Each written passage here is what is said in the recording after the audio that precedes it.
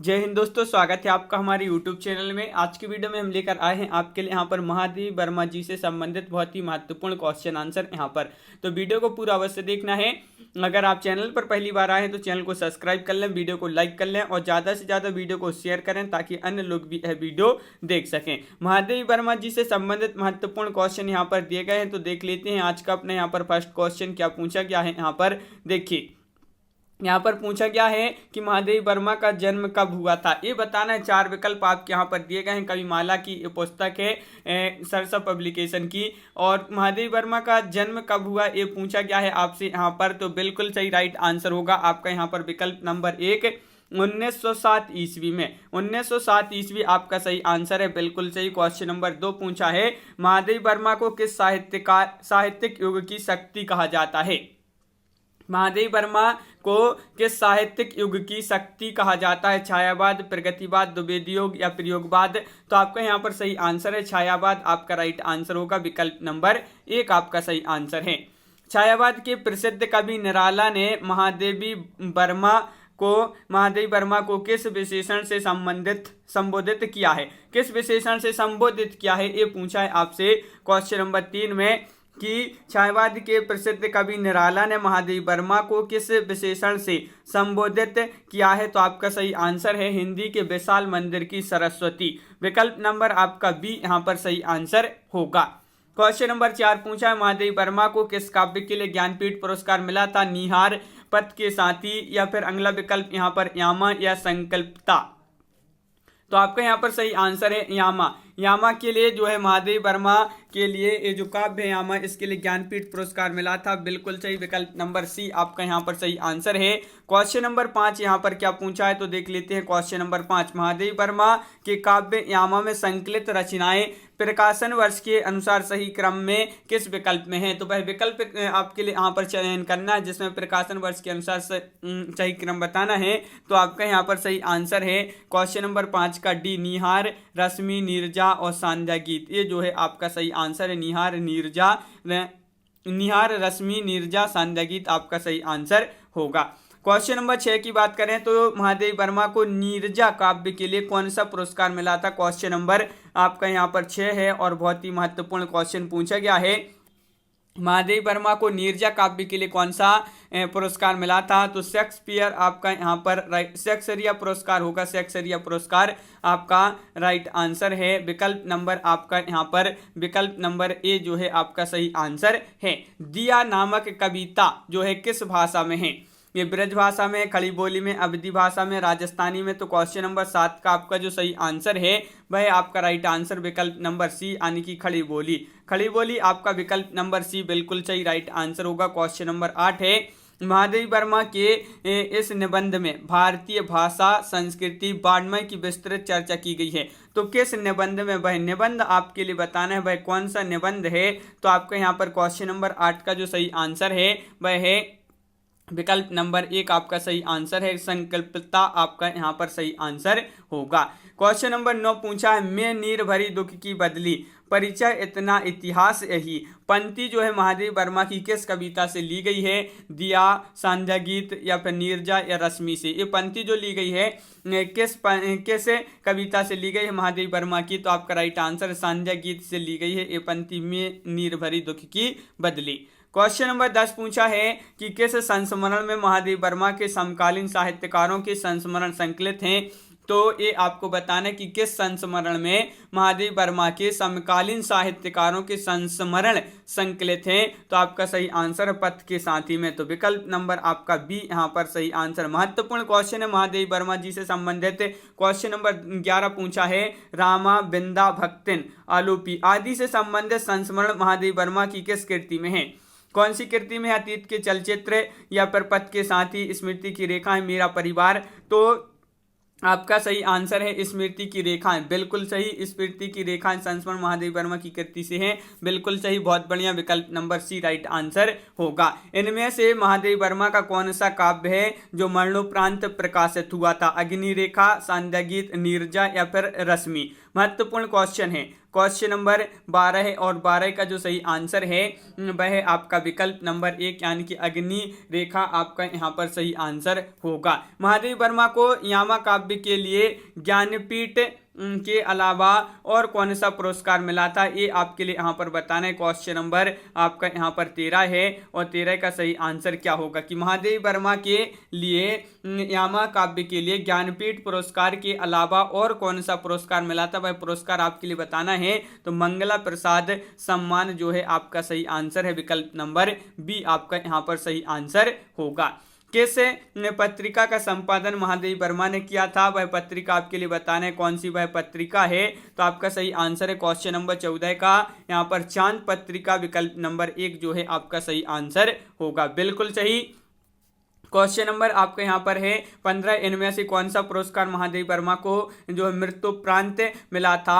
तो ये आपको बताना है, मृत्युपरांत बताना है कौन सा पुरस्कार मिला था महादेवी वर्मा जी के लिए। तो आपका बिल्कुल सही आंसर है पद्म विभूषण सम्मान यानी कि विकल्प नंबर बी आपका सही आंसर होगा।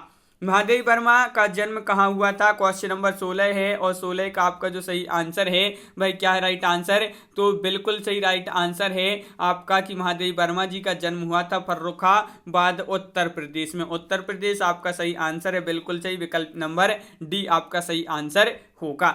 महादेवी वर्मा की प्रारंभिक शिक्षा कहाँ हुई, ये बताना है, लखनऊ में, इंदौर में, फर्रुखाबाद में या फिर काशी में। तो क्वेश्चन नंबर 17 का आपका जो सही आंसर है वह विकल्प नंबर बी यानी कि इंदौर आपका सही आंसर होगा। इनकी प्रारंभिक शिक्षा कहां पर हुई, इंदौर में। महादेवी वर्मा किस जो है विद्यापीठ की प्रधानाचार्य रही थी। तो क्वेश्चन नंबर 18 का सही आंसर बताना है। तो क्या होगा सही आंसर, महादेवी वर्मा किस विद्यापीठ की प्रधानाचार्य रही थी।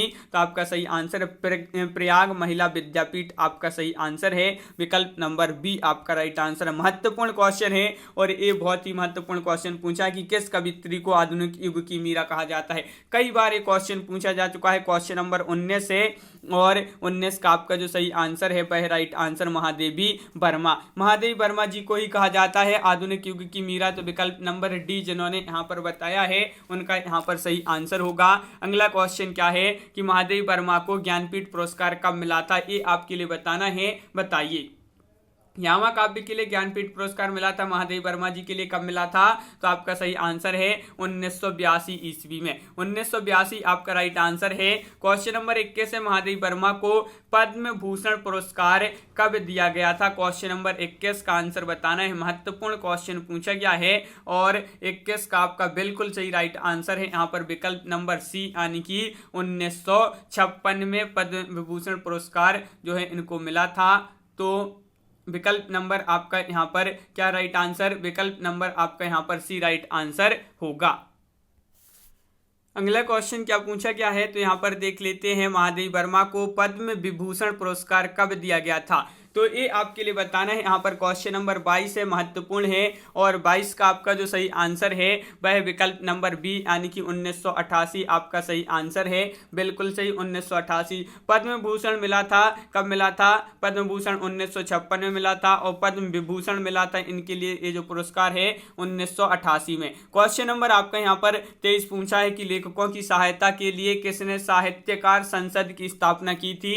तो क्वेश्चन नंबर 23 का सही आंसर है, ये जो साहित्यकार संसद की स्थापना की थी महादेवी वर्मा जी ने ही की थी। तो विकल्प नंबर 1 आपका सही आंसर है। महादेवी वर्मा द्वारा रचित कविताएं कितनी मानी जाती हैं, 216, 230, 220, 236। तो 24 का आपका जो सही आंसर है वह आपका राइट आंसर 24 का 236 बिल्कुल सही राइट आंसर यहाँ पर होगा। महादेवी वर्मा का काव्य दीपशिखा का प्रकाशन वर्ष बताना है। दीपशिखा का प्रकाशन वर्ष क्या है, क्वेश्चन नंबर 25 है और दीपशिखा का जो प्रकाशन वर्ष माना जाता है 1942 माना जाता है। तो विकल्प नंबर आपका बी यहाँ पर सही आंसर है। सप्तपर्णा काव्य का प्रकाशन वर्ष क्या है। तो क्वेश्चन नंबर 26 है और 26 का आपका जो सही आंसर है कि सप्तपर्णा जो काव्य है इसका प्रकाशन कब हुआ था। तो इसका प्रकाशन वर्ष है 1960 यानी कि विकल्प नंबर सी आपका सही आंसर होगा। महादेवी वर्मा के संस्मरणात्मक रेखा चित्रों का प्रकाशन वर्ष के अनुसार सही अनुक्रम यहाँ पर बताना है किस विकल्प में। देखिए आपको प्रकाशन वर्ष के अनुसार बताना है सही अनुक्रम, तो क्वेश्चन नंबर 27 है और 27 का आपका जो सही आंसर है वह आपका विकल्प नंबर क्या होगा राइट आंसर, तो बिल्कुल सही बी होगा सही आंसर। अतीत के चलचित्र, स्मृति की रेखाएं और पथ के साथी, ये जो है आपका सही आंसर होगा। इनमें से कौन सी पंक्ति महादेवी वर्मा की नहीं है। देखिए नहीं पूछा है, आपको ध्यान से पढ़ना है, तो नहीं में आपके लिए बताना है, तो आपका यहाँ पर सही आंसर है कि कौन सी पंक्ति महादेवी वर्मा की नहीं है, तो दुख सबको मांझता है, तो विकल्प नंबर आपका ये जो है आपका यहाँ पर सही आंसर होगा। महादेवी वर्मा के प्रथम काव्य संकलन निहार की भूमिका किसने लिखी थी, हरिऔध या फिर अज्ञे, दो विकल्प में से ही बता दीजिए क्या होगा यहाँ पर सही आंसर। तो क्वेश्चन नंबर 29 का आपका जो सही आंसर है महादेवी वर्मा के प्रथम काव्य संकलन निहार की भूमिका किसने लिखी थी, तो हरिऔध आपका विकल्प नंबर 1 यहाँ पर सही आंसर होगा। क्वेश्चन नंबर 30 क्या पूछा है, यहाँ पर है किसने लिखा है कि छायावादी कहे जाने वाले कवियों में महादेवी जी की रहस्यवाद के भीतर रही हैं। ये आपको बताना है कि यह किसने कहा लिखा है कि छायावादी कहे जाने वाले कवियों में महादेवी वर्मा जी ही रहस्यवाद के भीतर रही हैं, तो आपका सही आंसर है यह लिखा है किसने, रामचंद्र शुक्ल जी ने, तो विकल्प नंबर आपका यहाँ पर जो सी है वह राइट आंसर है। क्वेश्चन नंबर 31 पूछा है किसने लिखा है कि यामा अंधकार है तो दीपशिखा प्रकाश की मध्यम लो, ये आपके लिए बताना है यह किसने लिखा है। तो क्वेश्चन नंबर आपका 31 है जो कि बहुत ही महत्वपूर्ण क्वेश्चन है और डॉक्टर बच्चन सिंह ने यह लिखा है, तो विकल्प नंबर आपका डी यहाँ पर सही आंसर होगा।